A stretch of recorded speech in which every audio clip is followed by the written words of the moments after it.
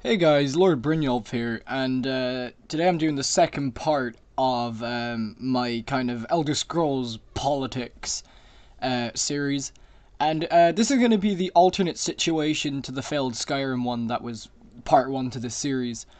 Um, so, in the last one, I spoke about how Ulfric Stormcloak had essentially failed due to an attempted invasion on Cyrodiil, taking the Colovian regions, High Rock's intervention, Markarth seceding and becoming a part of the province of High Rock, and essentially the remaining part of Skyrim being reintroduced back into the Empire, thus re-solidifying them to a certain degree, also kind of increasing the strength of the province of High Rock, which is still loyal to the Empire. But today I'm going to be talking about the alternate to that. So, of course, the civil war in Skyrim was won by Ulfric Stormcloak. High Queen Elisif is dethroned and she runs to High Rock in retreat, essentially, for, imprisonment or risk of execution by the Stormcloaks. The Stormcloak government now also gets rid of all Dominion and Thalmor from Skyrim, and Ulfric Stormcloak, is crowned High King of Skyrim. Now, due to the whole idea of the Dominion being removed from Skyrim, it leads to a lot of political tension between the Aldmeri Dominion and Emperor Titus Mede II. Also, another thing that is very important to the strength of the Empire is that first, High Rock and Cyrodiil is now separated. They have no conjoining border with each other anymore, so it's going to make it very difficult for a movement of troops from both provinces. Also, another thing to mention is that due to the loss of many cities that were once a part of the Empire in Skyrim, the military and the economy of Cyrodiil is going to be massively decreased. So Cyrodiil is essentially very, very weak. The Empire as a whole is very, very weak. So the border is redrawn. So we now have this independent Skyrim free from Imperial rule to worship Talos and do what they want to do, essentially. So border will be redrawn. So, what happens? Well, essentially, Ulfric Stormcloak has his capital moved to Windhelm. He renames Skyrim to the Nordic Empire, or the Empire of the Nords, essentially. Just to kind of follow a traditionalist view, because he's a very, Nord patriot kind of character. He always believes in, we should be a state for Nords, by Nords, and stuff like that. So the capital is changed to Windhelm, where all the many ancient kings once sat. Interestingly enough, in this situation, he will deal with the whole Markarth situation with the Reach. Of course, because Ulfric Stormcloak had a direct involvement with the Markarth incident that had occurred 20 years prior to the events of the Civil War, this would be a very personal topic to him to deal with. So he launches a campaign to basically oust the Forsworn out of Skyrim or kill them all, essentially. Get rid of the potential second civil war between Forsworn and Nords. So he succeeds. He manages to get rid of all the Forsworn. Markarth is thus able to properly solidify and more focus on a more offensive military. And so he proceeds with that. So Markarth is now solidified. Ulfric Stormcloak then begins to have this idea of wanting to unify all Nords near Skyrim into a Nordic state. So kind of similar to what Russia tried to do with the whole Slavic policy, have all Slavs in one state, Ulfric Stormcloak would follow a similar suit. So what would happen is that Ulfric Stormcloak would see Colovia. Now Colovia is a region in the Gerald Mountains and, north of Cyrodiil that has a lot of Nordic places and also hosts a city of Bruma, which is concealed by the Empire here. But he would aspire to take that, essentially. So Ulfric Stormcloak marches on the Colovian regions. He sends troops from Falkreath, and he sends troops from Riften and also Whiterun. And he takes a while to move, but it's a very easy movement for them because they are staying within mountain regions. So there is no real terrain difference. In fact, they would have an advantage when they get near Bruma because they would be at a higher altitude than the city. So it takes a few weeks, but he manages to take the Colovian regions and the border is once again redrawn. So the border would begin to look something like this. So of course, with the fall of Bruma and the Colovian regions falling to Skyrim, it kind of creates a bit of a problem for the Empire, because Bruma is obviously a city that has a lord and it also has taxation.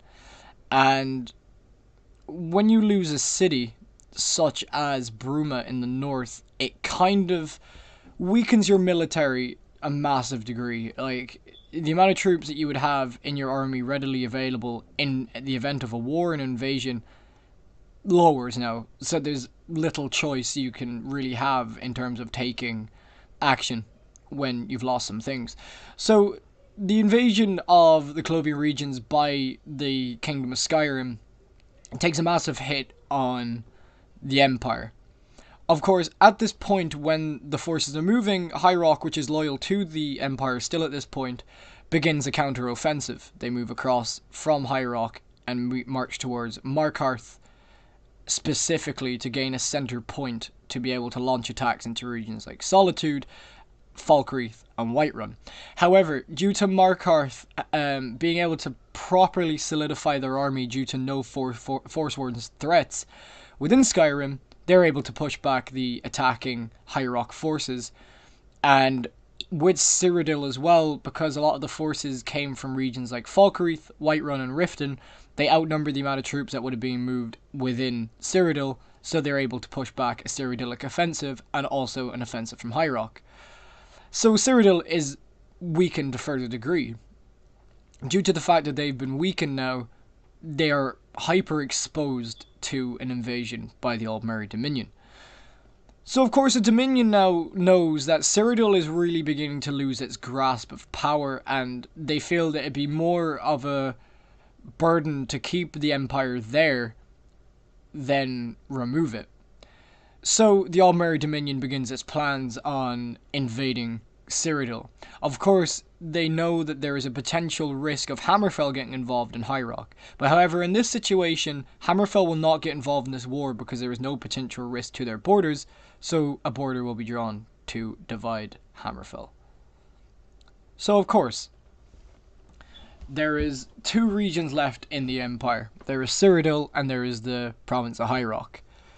So, offensively, the Somerset Isles of Allenwood and Elswire would have many options when it comes to invading Cyrodiil as a whole. Of course, there is still High Rock in the north that they have to deal with, but it won't be as much of an issue. Due to High Rock losing a massive substantial amount of foot infantry troops, such as mages, archers, and soldiers, they really cannot make too much of an effect on the offensive ground war. But however, there was no naval conflict with the Kingdom of Skyrim. This is because in the north there is too much ice and boats would have been completely redundant in that conflict. So High Rock still has the advantage of an Imperial Navy. But the Aldmeri Dominion, however, outnumbers the amount of cities on a coast compared to High Rock and Cyrodiil. So, naval war begins. Essentially, the Aldmeri Dominion declares war on Cyrodiil, and the war starts. Navies from places such as Daggerfall begin to advance south, and all the other cities across High Rock with a coast send forces down in boats to deal with the Aldmeri Dominion. So as we can see, there's a lot of naval movement from High Rock, and of course the same with Cyrodiil. Any coastal region that they have available, they will use their advantage. So, Anvil, the Imperial City, Leyawiin and Breville will begin sending navies down to fight off the invading Dominion forces. However, like the issue just mentioned, the Dominion has more coastal regions with navies available, so the navies are much larger and are able to strike a lot quicker because it's near them. It is near their regions and they're able to quickly retreat and deal with the threats. So every coastal city that is available to the Dominion, they will send boats out to deal with the navy. So the Imperial Navy becomes redundant, essentially. The Navy of High Rock is beaten and bashed and retreats back up to the north to have some form of front if the Dominion decides to march to High Rock. However, the Empire has sent in a decree to High Rock stating that he needs all troops readily available from High Rock to deal with the war in the event of a potential land invasion by the Dominion. So of course, High Rock has to oblige, but however, there is a problem. They have an enemy to the east of them, and they also have a neutral state to the south. They cannot just march through Hammerfell anymore because it's no longer a region, so they must, of course, ask. They ask Hammerfell, and Hammerfell in this situation agrees, but to the disdain and the discontent of the Aldmeri Dominion. Hammerfell states that simply it is a matter of neutrality that they allow them to march through, the same with the Dominion, although it is more selective neutrality in this situation. But Hammerfell still is not getting involved in this conflict. So of course, any available troops and an offensive form in the militaries in High Rock march down to Cyrodiil, and they will join with main armies of the Imperial Legions. But this is the issue. With no navy to kind of stop the Dominion from Somerset Isle, a lot of navies will begin to kind of advance down towards the south of Cyrodiil. Most notably, they would take the first city that they see, which is Anvil, so Anvil Falls. They would march on to regions like Kvatch and Skingrad, and up towards places like Corel, where they would meet some form of resistance from the legions, but the legions would be heavily outnumbered. Simply being is, the Bosmiri armies would also assist in the sieges, and Elsewire would also bring another front into this war. They would focus on places like Breville and Leowin. Now, the Dominion would be smart about their tactic when it comes to actually taking the Imperial Isle in the centre. You see, it'd be wiser if they had a completely surrounding element on it so they could take it easier. If you have an attack on all fronts, it is easier to take and harder to defend. So a lot of the cities begin to fall across Tamriel. Corel, Anvil, Kvatch, Skingrad, Breville, Leowin, and Cheydinhal eventually all fall to the Aldmeri Dominion. All available and remaining militias and forces are basically gathered at the Imperial City. The Imperial government and the Emperor basically retreat back to High Rock, and they run to Daggerfall. So the government is in exile, but High Rock is still loyal to the Empire, even at this point of near destruction. So the Imperial City surrounded, and after a long and lengthy siege and a war of attrition on the Imperial City, the Dominion manages to finally take it over, and the Imperial borders are completely eliminated, bar High Rock. So, the synopsis of this entire situation. If Ulfric Stormcloak, as simple as a movement of taking a region in Cyrodiil, really does have a massive domino effect on the whole kind of political front in Tamriel, because a city always equals power and wealth and men, and if you lose a city and a region, you lose a substantial amount of land to move your men, you lose a substantial amount of men and wealth, and this is what in turn leads to a downfall of the Empire in this situation. Of course, as well, due to Ulfric Stormcloak being a lot more intelligent in this scenario with his approach to Markarth, there is no rise of potential forsworn nationalism and the rise of an independent state of the Reach as seen in the previous scenario. Plus, as well, the lack of intervention by Hammerfell because they want to remain neutral to kind of regain their forces that they had during the war against the Dominion really does affect Cyrodiil in a massive way, and for the fact as well that the navies, there's not as much cities to actually have navies to send out compared to the Dominion coalition here in the south, it essentially just leads to an outnumbering of troops, navies, and eventually just leads to a massive invasion. And due to all the cities falling and the lack of reinforcements and administration available to them, they had to retreat to the one final front that was completely surrounded and fell. But however, the government still escapes. So there is still a possibility that the government could enter, in this scenario, a coalition with Hammerfell, but I will pick up on this situation in another video. But to finish it off, the leader or the king or whatever of the Aldmeri coalition decides to enter the state into a three-king union, basically a tribunal in the Imperial City. So for each of the members of the coalition, there is 3 leaders, or head tribunes in this sense. So basically, the border completely changes. There is now a state of High Rock, which is known as the Empire of High Rock, or the remnant of the Empire. There is the independent state of Hammerfell, the Kingdom of Skyrim.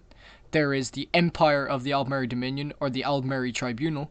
And then there is also the Argonian state. So we'll pick up on this scenario next time. This has been Lord Brynjolf, and thank you for watching.